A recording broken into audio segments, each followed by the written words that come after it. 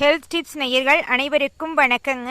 நம்ம இன்னைக்கு இந்த வீடியோவில் எதை பற்றி பார்க்க போகிறோன்னா, தினமும் சீத்தாப்பழம் சாப்பிடுவதால் உங்களுக்கு ஏற்படக்கூடிய பலன்கள் என்ன அப்படிங்கிறத பற்றி பார்க்க போகிறேங்க. சீத்தா பழத்தில் வைட்டமின் ஏ, சி எல்லாம் நிறைந்திருக்குதுங்க. அது மட்டும் இல்லாமல் இரும்பு சத்து, சுண்ணாம்பு சத்து அதிக அளவில் இருக்குதுங்க.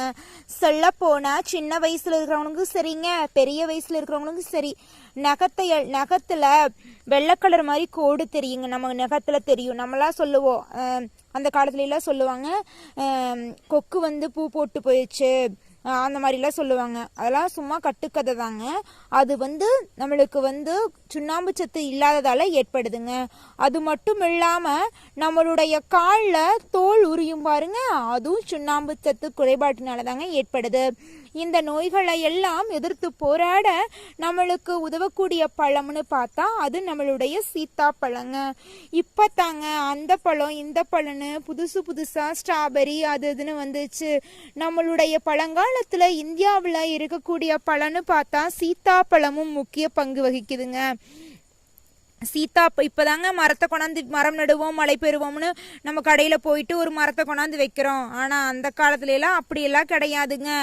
தன்னை போல மரம் வளர்ந்துருங்க. ஒரு சீத்தாப்பழம் ஒரு வீட்டில் இருந்ததுன்னா அப்படியே ஒரு கொக்கோ ஒரு குருவியோ அந்த பழத்தை சாப்பிட்டுட்டு அந்த கொட்டையை கொண்டு போய் கொட்டாதன் மூலமாக பரவி பரவி பரவி அங்கங்கே சீத்தாப்பழம் மரம் முளைச்சிருங்க.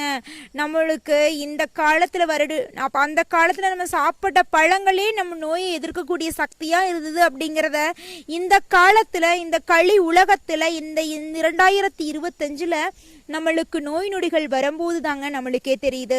நம்ம தேடி போய் சாப்பிட வேண்டியதா இருக்குது. இதற்காக நம்ம எதுவும் கஷ்டப்பட வேண்டியது கிடையாதுங்க. சீத்தாப்பழம் எளிமையாக கிடைக்கக்கூடிய பழம்தான். இந்த காலத்துல நம்ம ஆப்பிள், ஆரஞ்சு, மாதுளையில் இருக்கக்கூடிய சத்துக்களை விட சீத்தாப்பழத்துல பல மடங்கு சத்துக்களும் இருக்கு. விலை கொஞ்சம் மலிவா கிடைக்கும் அப்படின்லாம் சொல்ல முடியாதுங்க. ஒவ்வொரு கடையில ஒவ்வொரு விலைக்கு விற்கிறாங்க.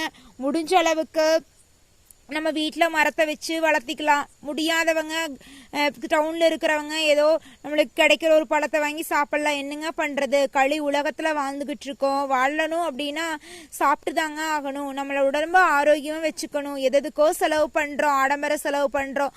சாப்பிட்ற பொருட்களுக்கு செலவு பண்ணால் என்னங்க ஆயிரப்போகுது.